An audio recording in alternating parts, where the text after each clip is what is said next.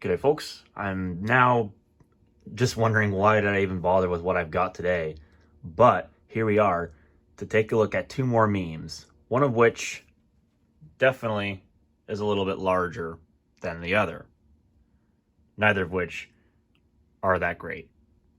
But who am I to talk about these sort of things without actually telling you about them, so let's get into it.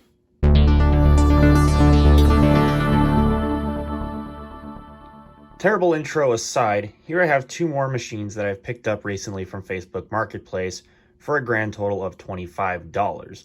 Yes, I know, not exactly the greatest price ever, but when you put it into perspective that both of these machines, from the person I got it from, each one of them was posted individually at $75. Yikes. And it's probably even worse than the original PCI PowerMac G4 motherboard, also codenamed Yikes. But obviously that one's probably a little bit more livable than these two machines, if I'm going to be pretty honest with you. So let's get the glossy one out of the way first. This is a Dell Inspiron 1 2305 Touch. This is a 2010 model all-in-one with, as you can see, a very glossy 23-inch 1080p touchscreen display. It was also designed for Windows 7, as you can see down there on the case badges, and features an AMD Athlon 2 X2 250U CPU at 1.6 gigahertz.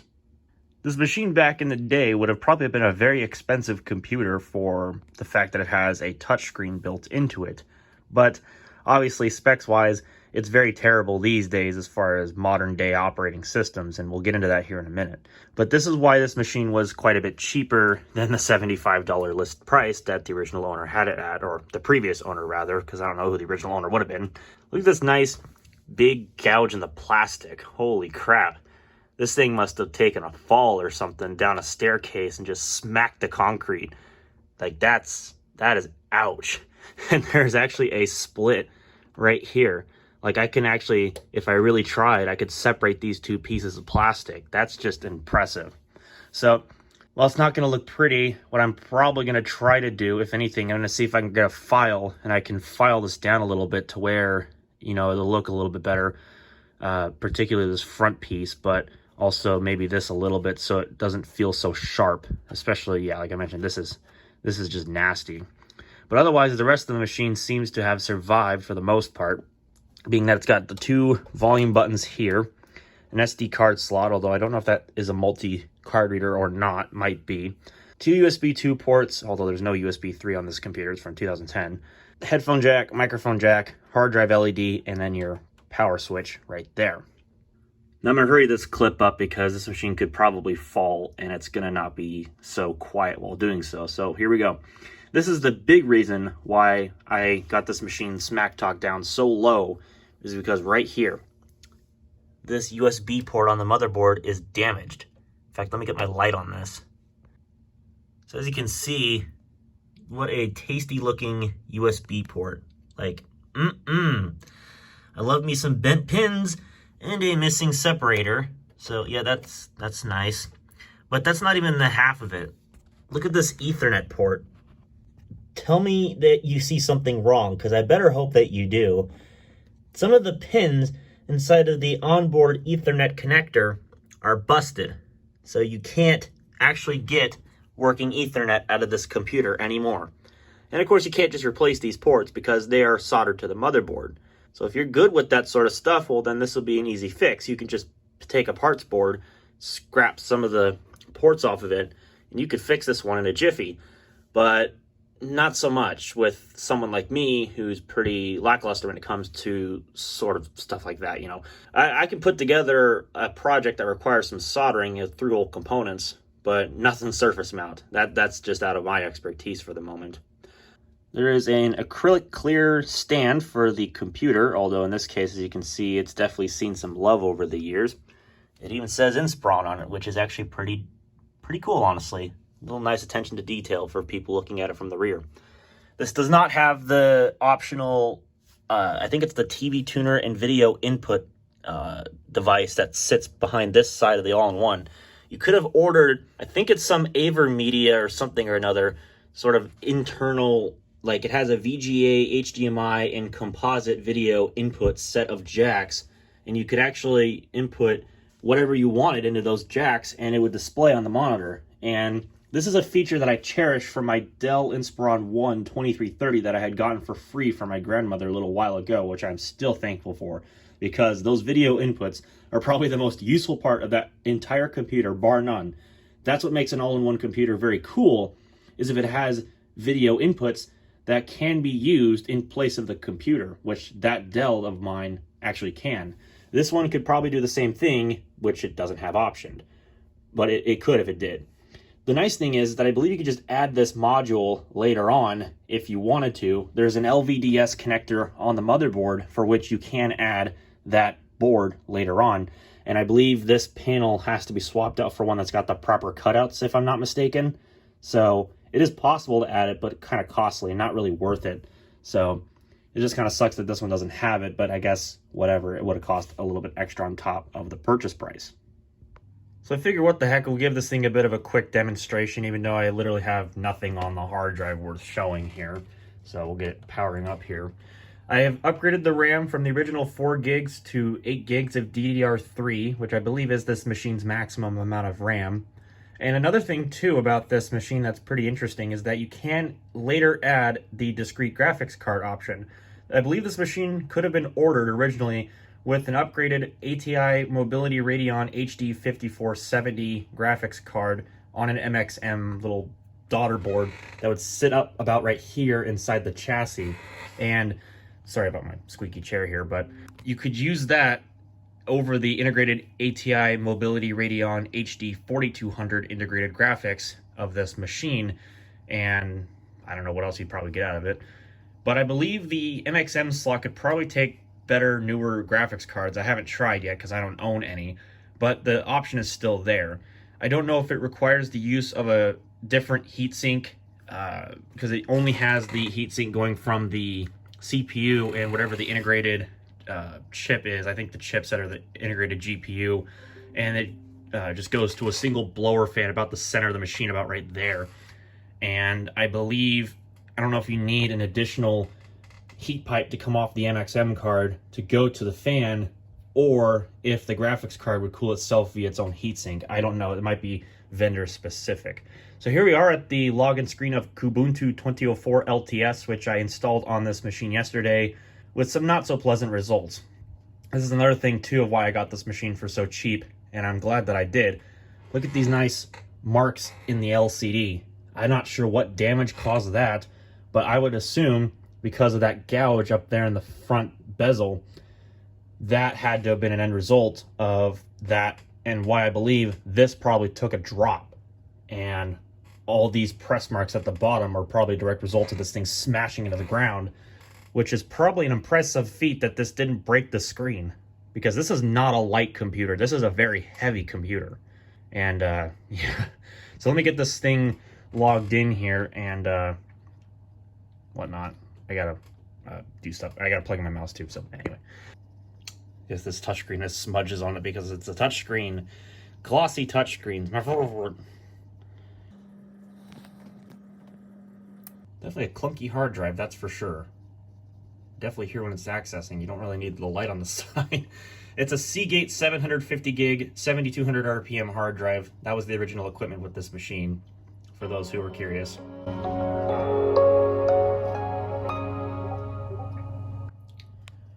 The speakers on this are actually still in pretty good condition. They sound decent for a machine that's at least 10 years old. So I've actually not got many complaints about the integrated sound.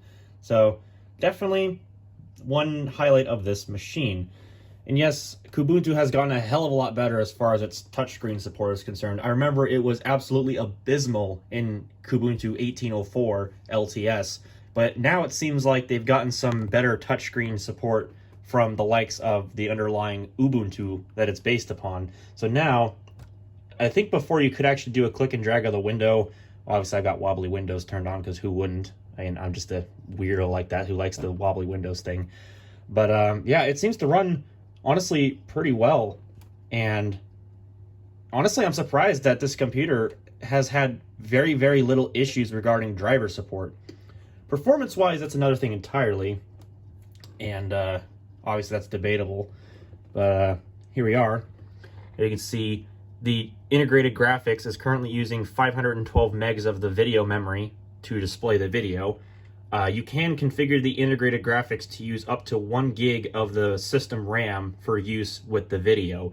So that's something that's, I guess, nice. Not really a requirement, but hey, it's still pretty neato to see. The only thing that I gripe about at this point with Kubuntu is there's no easy access to an on-screen keyboard. So if you try to type on a text element, nothing shows up because it assumes that you have a keyboard, which I do. That's how I was able to type in the password in the first place. Excuse me, in the first place. But still, that's something they need to work on, is getting an on-screen keyboard. That's kind of the point of a touchscreen device, you know, you would think. Anyways, there's some verifications of the specifications. Again, Athlon 2 X2 250U processor and 8 gigs of RAM, of which half a gig of it is shared for the video memory. And we can come in here, look at some of this information. So X server information, you can see. In fact, this is actually working better than I thought. The only thing is they don't have like the old Windows Vista feature called swipes, where you could swipe the screen and it would scroll like Windows does these days. I think that was a Windows 8 and later feature where it would just do it by default. OpenGL, obviously, here we go. So Mobility Radeon HD 4225 or 4250. So I'm not sure which one of them it is. I would assume that it's the lower end one, but it could be the slightly higher end one, none of which are good. It's limited in OpenGL support, and obviously modern driver support is limited in every OS you try. The fact that it's actually working with the open source drivers here in Linux is a bit of an impressive feat of engineering. But in Windows, you're limited to driver version 13.9 at the absolute newest. So this is by no means anything modern, but hey, it still seems to work and get the job done. This is out of calibration up to the top of the screen. So it works decently in Linux, I guess, but this is by no means a kind of computer that you'd want to run Linux on full time. All right, onto the HP. This is an HP Pavilion Slimline S5503W, a machine from 2009 to 2010, which was very, very entry level, and quite frankly should have stayed with the Windows Vista era. Think of this, really, actually, one second.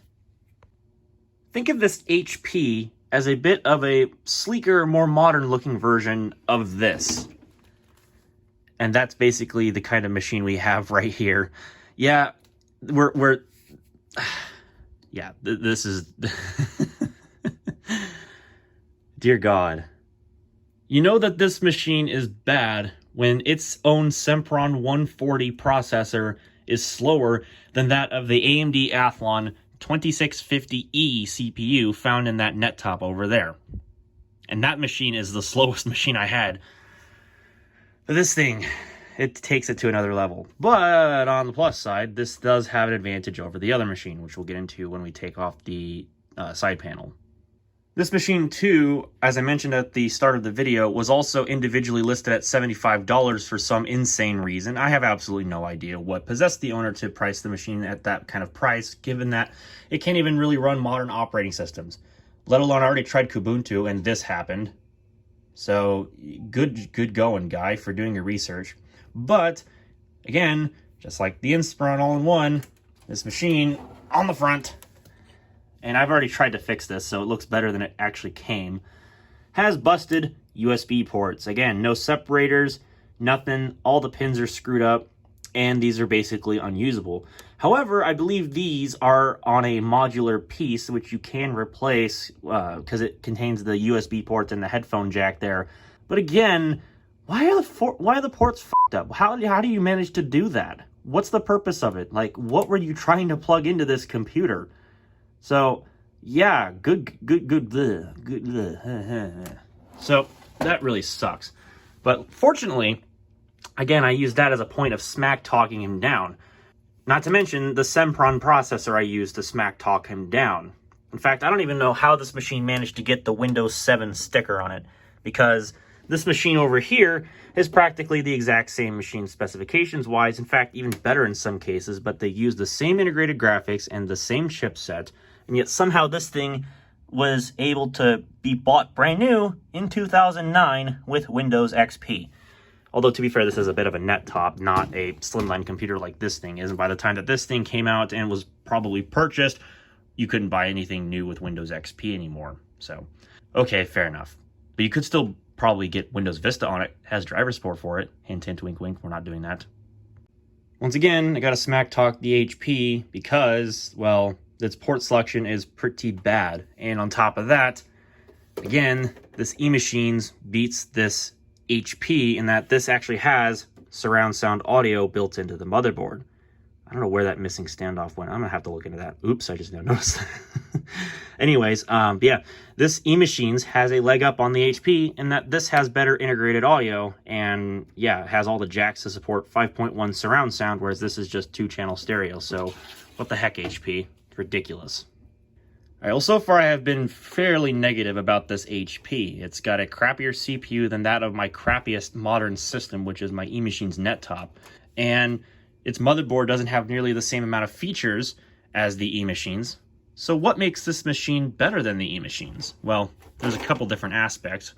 One of which, this has better cooling in the form of an additional cooling fan in the case, rather than just the fan that's built into the power supply and the CPU cooler in the case of the eMachine. So you actually get a little bit of additional airflow, which is pretty nice. Another thing, this actually has double the hard drive capacity of my eMachines, being that the eMachines had a 160 gig hard drive. This has a 320 gig hard drive, so that's definitely a nice improvement if you needed to part this machine out. And what's also nice is the motherboard has a full PCI Express X16 version 2 slot. Granted, it's limited to low-profile cards, but my point being that it actually has an X16 slot comparative to this machine in this, at least this configuration of it, where it doesn't have it. It has the solder pads for PCI Express X16 slot, but it's not on this motherboard. So this machine automatically wipes the floor of the other machine. This machine is automatically much better to me. And I believe this takes an AM3 CPU.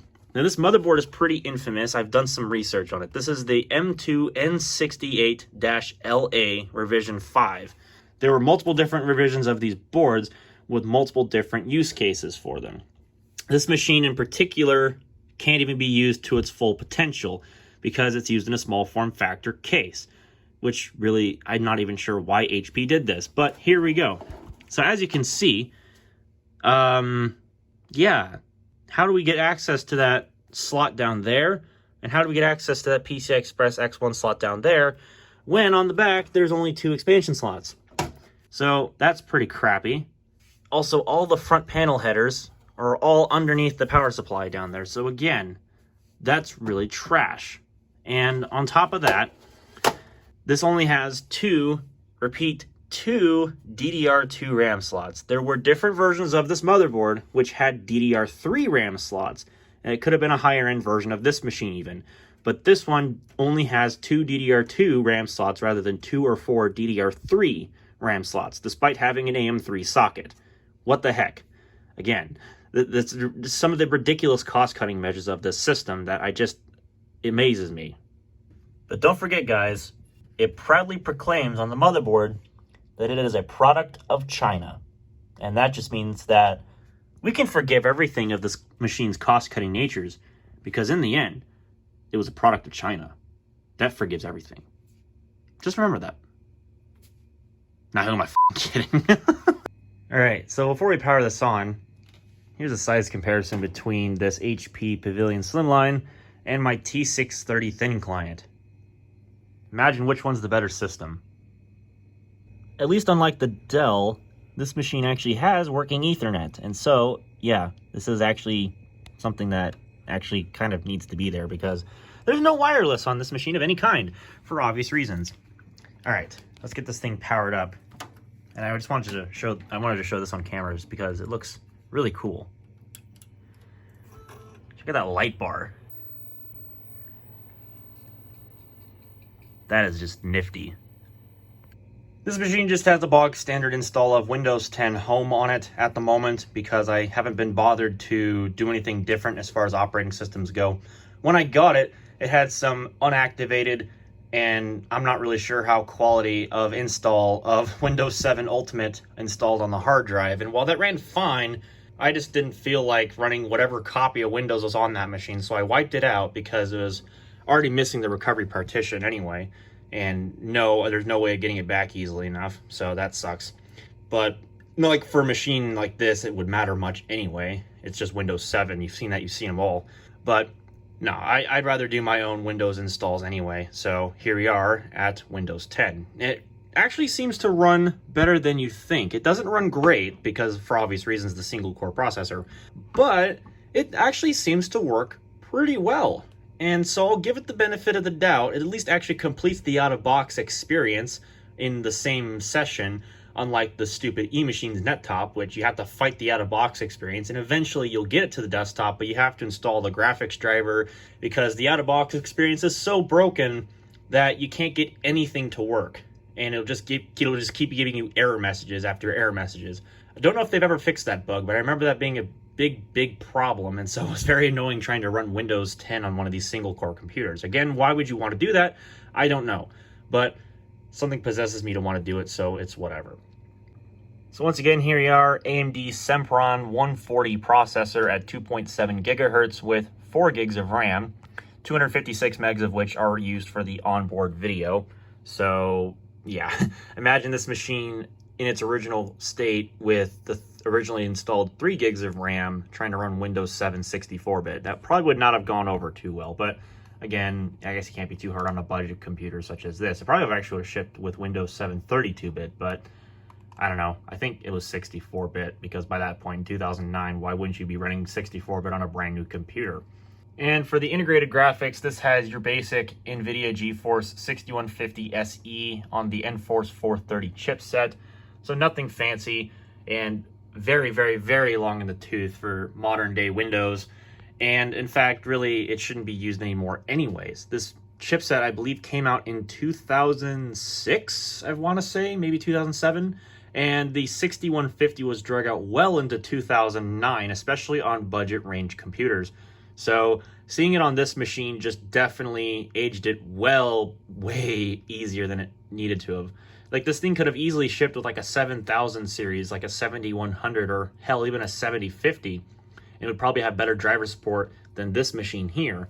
Kind of like my Acer Veriton M264-EC1200C with a Celeron dual core in it, which will wipe the floor of this thing with CPU performance any day of the week.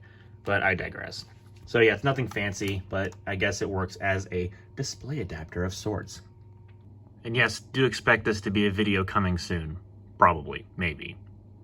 And again, otherwise, this is a clean install of an operating system, so nothing fancy on there at all. So we're just gonna go ahead and shut it down because that's about all I have to speak of for this machine otherwise. At the end of the day, I could see myself finding some use for this Dell Inspiron touchscreen all-in-one computer because of the touchscreen aspect of it and the fact that it's got really low-end specifications. So it could be a good test of performance to see if something like this with a similar spec sheet could still be used to some reasonable capacity nowadays, particularly if you used Windows 10, which it will run just fine. But anyways, I digress. So this machine, I'm not sure what I'm going to do with it. It's really in too poor of condition to want to flip because of the fact that it's got the broken Ethernet port on the back, which is a really big downside. I mean, a broken USB port, some people will just cover it up and get over it because it's a cheap computer and it's at the end of its usable lifespan anyway. You know, that's why it's so cheap. But the Ethernet port, that's pretty unforgivable. So that one, it really hurts, but I can't really sell this machine unless somebody is only going to use it on Wi-Fi, which fortunately, it actually has built-in Wi-Fi, so that's actually a saving grace, and I don't have to use a USB dongle. Meanwhile, this machine here has too many compromises to make it really worth doing much of anything with, particularly in its current state, the motherboard, being that it's compromised to 2 DDR2 RAM slots, and for that matter, low-profile PCI Express expansion cards. It really hurts the expansion of the system. And also at the same time, because of the limitations of the NVIDIA NForce chipset that this motherboard has, it maxes out at the current moment at 4 gigabytes of RAM. So the thing with the NForce chipset is each RAM slot is limited to a maximum of a 2 gigabyte module.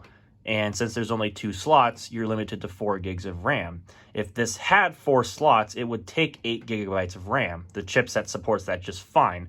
But in this case, it's crippled. So this machine is really not worth doing anything with.